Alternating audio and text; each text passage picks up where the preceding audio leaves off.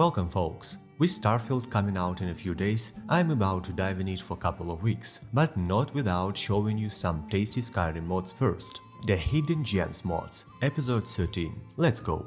Look at the stars and choose your destiny. Subclasses of Skyrim adds 51 new perks that you can combine in 35 different ways. What's most importantly though, it's completely standalone from Skyrim perk system itself, so it's fully compatible with vanilla perk overhauls like Coordinator. You get 1 destiny perk point at level 1, 5, 10, 15, 20, 25 and 30 for a total of 7 points, which you can spend choosing abilities that are representing different role-playing archetypes, such as Shaman, Assassin, Blood Knight, Templar, Monk, Berserker and others. You can have only one decisive class ability in the end, but you can reach it in different ways, swaying between abilities of neighboring pathways, resulting in different secondary bonuses. The mod is fully visualized within its own interface. You can also respec your perk choices for gold anytime.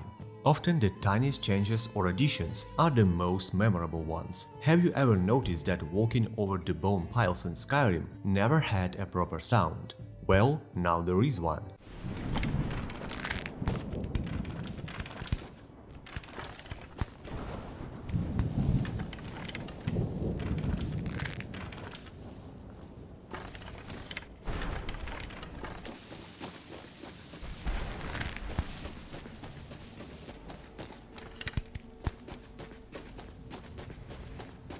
Outer 649 has many tiny mods that are focused on various item models to make them animated where it makes sense. Market stalls and driver cart canopies that are being swayed by the wind, hanging chains and banners reacting when player or NPCs are touching or going through them, and so on. There is even modded item support, for instance for this Guardian Shield from the God of War series, that adds complete shield transforming animation.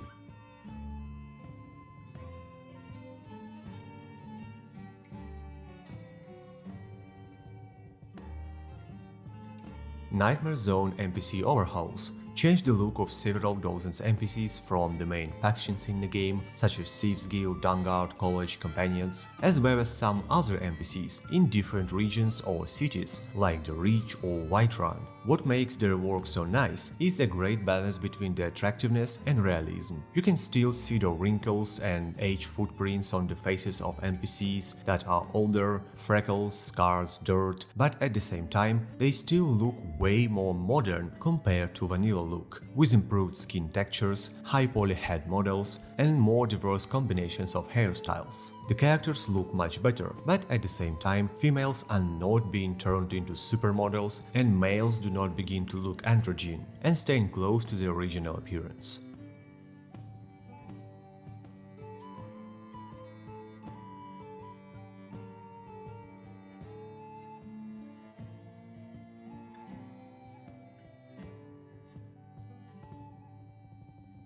With both Skybirds and Birds of Skyrim mods being deleted for some time as for now, there is a need for some birdie immersion for your game, and here I'm recommending not exactly single, but rather several little mods from different authors that, altogether, are populating both Skyrim settlements and wilderness with most different birds, making the game world more alive, while also often delivering much higher models quality than the Birds of Skyrim mod before. That's a classic example that sometimes the end of something only ends up with something else better being made.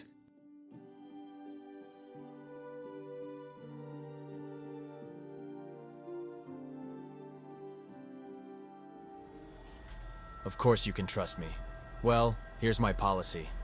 If you kick the bucket, I keep everything you have. I also want a cut of any loot we find, but we can talk about that later. Don't worry. You're worth more to me alive. Now I had plans to head over to Whiterun, but the guards are being a bit rigid about who they're letting in. Looks like it's back to Riverwood for me then.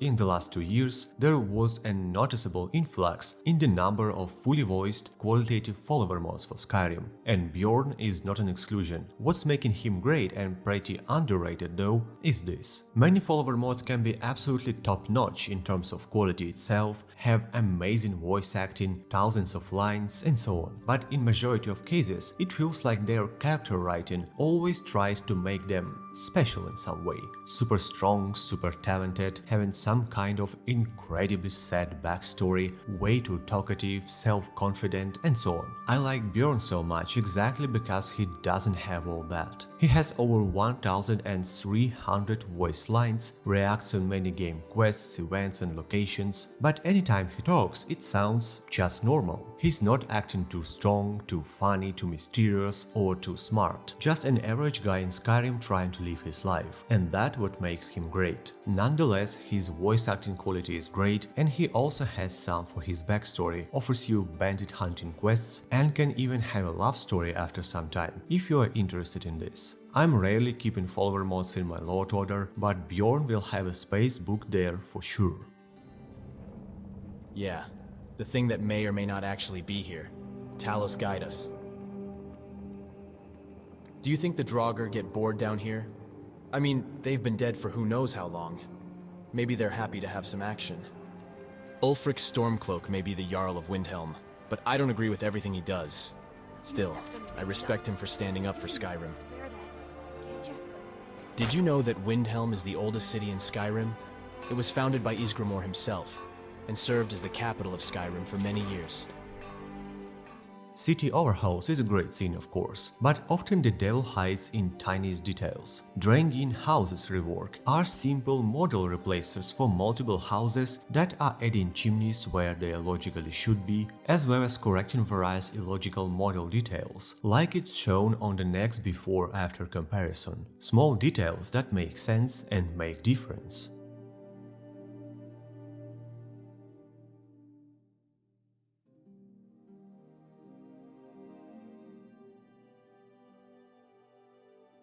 There is never enough of immersive dialogues in an RPG, and Skyrim dialogue expansion mods are doing just that, adding hundreds of voice lines to existing characters in small settlements like the Shore Stone and to merchants in Khajiit caravans. Not only they will have much more to say about the places they live and trade at, but also have many new dialogues between themselves.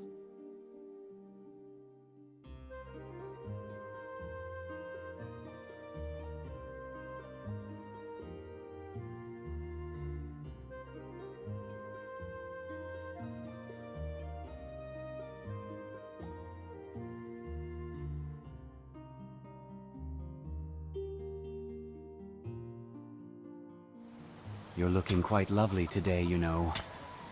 Am I? I recall you said the same thing yesterday, and the day before that, and the day before that. Damn it, woman. You must desire a man's touch at some point. You're right. I want a man's touch, not yours. Now leave me alone. The Kanjs, mesh and texture mods are improving the look of many tiny or forgotten objects usually not covered by other larger packs. Be it incredibly detailed, realistic new models of the war horns, quest items, or glowing soul husks in Soul Cairn, it's always of the highest quality. The last for today will be one more sound mod. Vocaris is a Conjuration Sound Overhaul that makes every conjuration sound to feel a bit more otherworldly, which, considering conjuration is mostly about summoning stuff from other realms, makes quite a bit of a sense. A permanent member of my mod list from now on. Listen yourself.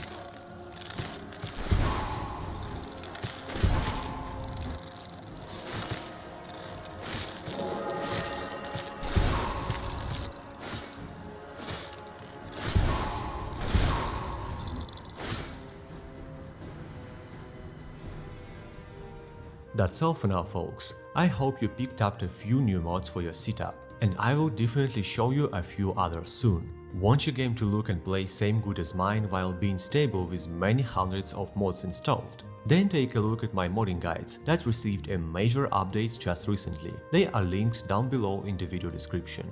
If you want to support my content and me personally during the war, take a look on my Patreon or Buy Me a Coffee pages. Don't forget to enable channel notifications and join our Discord to always stay in touch. Stay tuned, stay safe and stay happy. Sinitar here, signing out.